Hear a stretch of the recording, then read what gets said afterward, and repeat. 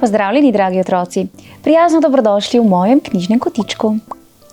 Današnjo pravljico sem izbrala na podlagi naslovnice ter zanimivega naslova knjige.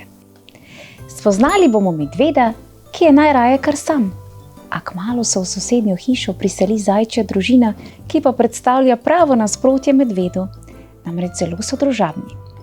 In ker so medvedu nenehno trkali na vrata, jih je medved poimenoval kar sitnobe sitne. Ja, kar malce žaljiv je bil tale medved, kaj ne? Otroci, hitro se udobno namestite in prisluhnite pravljici z naslovom Sitnobe sitne.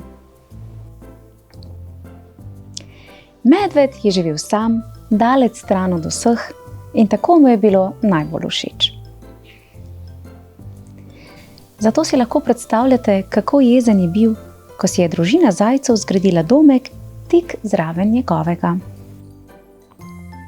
Komaj so se zajci vselili, je že tok potrkalo po vratih. Pozdravljeni, gospod medved, bi nam posodili malo medu, radi bi spekli torto. Čisto nič medu nimam, je rekel medved. Sitnobe sitne, je zamrmral.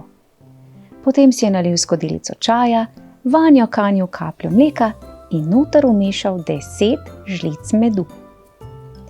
Že se je hotel usesti, takrat pa tok. Pozdravljeni, gospod medved, bi nam prosim pomagali nasekati malo drv? Ne, je rekel medved. Preveč dela imam, da bi vam lahko pomagal. Medved je dremal pred kaminom, takrat pa tok.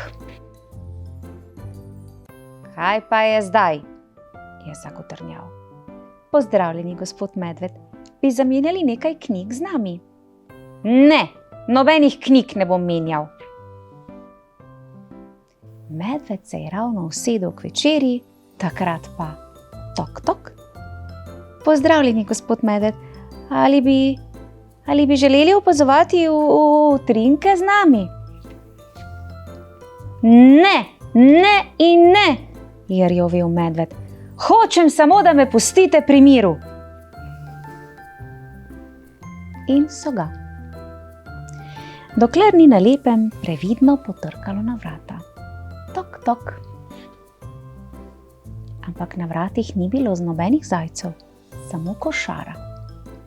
V njej je bila torta, nekaj drv, knjiga in sporočilo.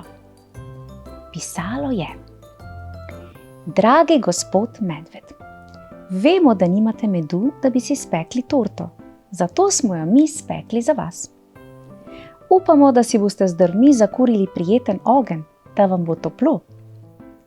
Pomislili smo tudi, da bi mogoče radi prebrali našo najljubšo knjigo Zajčji vodnik po galaksiji. Govori o zvezdah, planetih in vesolju. Vaši sosedje, sitnobe sitne. Medved je pojedel torto, zakuril ogenj in pred spanjem prebral knjigo. Zaspati pa ni mogel. Prvič v življenju se je počutil osamljenega. In odločil se je, da bo storil nekaj, česar ni še nikoli. Odpravil se je na obisk k sosedom. Od takrat je medved z zajci preživel veliko časa. In veste kaj? Tako mu je bilo najbolj všeč.